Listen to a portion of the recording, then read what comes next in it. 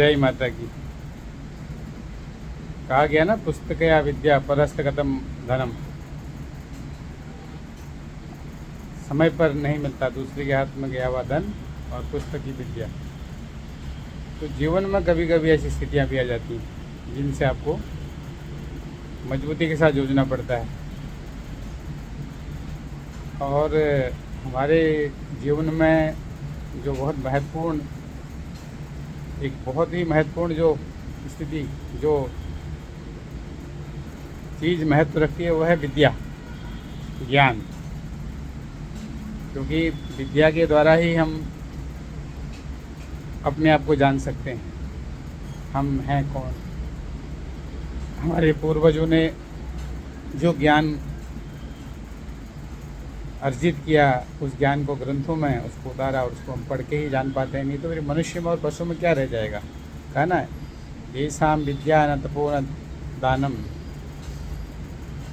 जिनके अंदर विद्या नहीं है, तप नहीं है, दान नहीं करने की प्रवृत्ति है, ये मनुष्य रूपेण भूरि भार होता, मनुष्य रूपेण मृगाश्चरन्ति। वो मनुष्यों के रूप में मृग है, यानी कि जानवर रह रहे हैं जिन्हें पता ही नहीं कि वो हैं क्या। तो ये हमारे वेद, शास्त्र, उपनिषद, उपवेद, 18 पुराण, वेदस्य, चक्षुः, नेत्र, ज्योतिष, ये सब हमारे कितने कम समय के जीवन में नराणाम कुंजराणाम वर्ष विंशति आयु, मनुष्यों की और हाथियों की 120 वर्ष की आयु शास्त्र के हिसाब से निश्चित की हुई।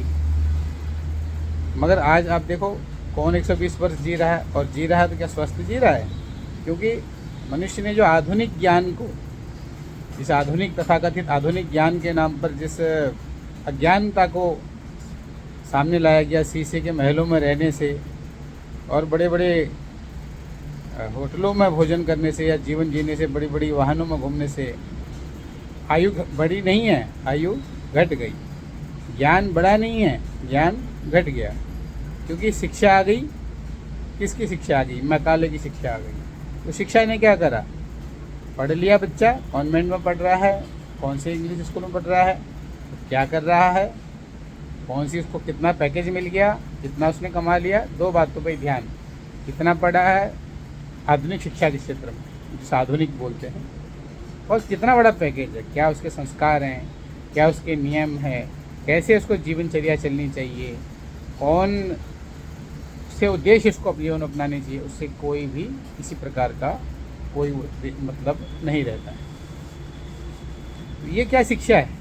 वो तो भैया एक तरीके से चलते रहो, मतलब अपने आप को जानना ही नहीं कि हम हैं कौन। क्या हम जानवरों की तरह जीने के लिए ही आए हैं सिर्फ, या भोजन या घूमने या प्रसाद के लिए आए हैं कि भाई इधर जाएं उधर जाएं और यात्राएं करें? बस अपने जीवन के उद्देश्य को समझना, वह दूर दूर तक दिखाई नहीं देता।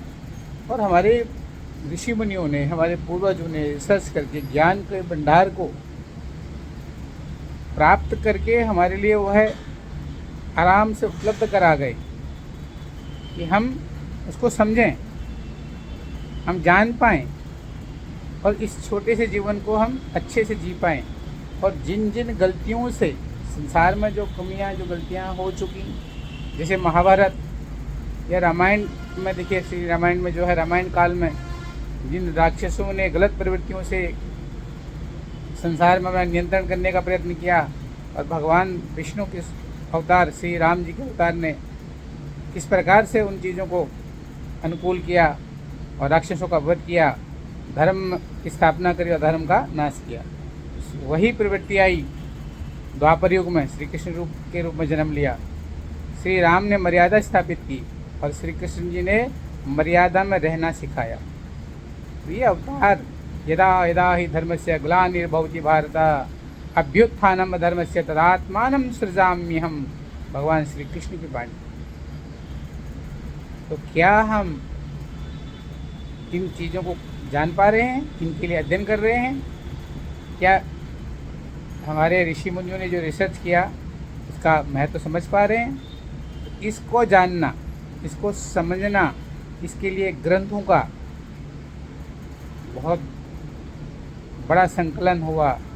और पहली विद्याएं तो ऐसी थी ना कि पीढ़ी दर पीढ़ी उन विद्याओं को अध्ययन रट कंठाग्र कर लिया जाता था, रट लिया जाता था।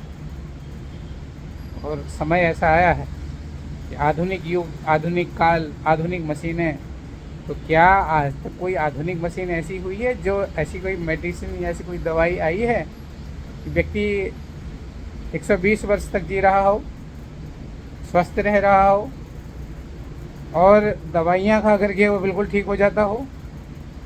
ऐसा नहीं है। तो अपनी जड़ों से जुड़िए, प्रकृति के साथ प्रेम कीजिए, प्राकृतिक जीवन को जो हमारे पूर्वजों ने निश्चित किया है उसके अनुसार से अपना जीवन की दिनचर्या बनाइए।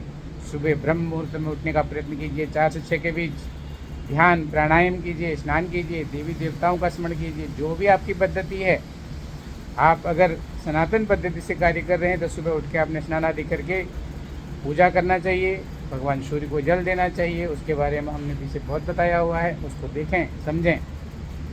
और मेरा भी उद्देश्य सनातन को समझाने का ही है। हमारे पूर्वज भी यही करते गए, हम भी वही कर रहे हैं। आगे की पीढ़ियाँ भी इस प्रकार से ज्ञान चक्षु खोलने का प्रयास करेंगे। जितने हमारे खुले हैं कम से कम उतने तो हम आगे का खोल दें ना। हम ये नहीं कहते कि हम बहुत बड़े आचार्य हैं या हम बहुत बड़े ज्ञानी हैं, नहीं।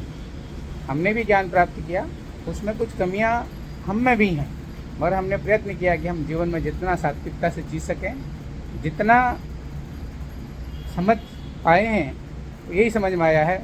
ईश्वर को जानने का प्रयत्न कीजिए, रोज़ समय निकालिए, परमात्मा को याद कीजिए, उनको समझने का प्रयास कीजिए, उस रास्ते में चलिए, आपको आनंद आएगा। जो ग्रहों की स्थिति है, सूर्य चंद्र मंगल राहु, सूर्य चंद्र मंगल राहु, गुरु शनियान बुध केतु, शुक्र का क्रम से ग्रह ये सिद्धांतिक है। वैसे सूर्य चंद्र मंगल बुध बृहस्पति शुक्र शनि राहु केतु, ये ग्रहों का संयोग, जो ग्रह क्या है आपके जीवन में आपको समझाने के लिए आए हैं।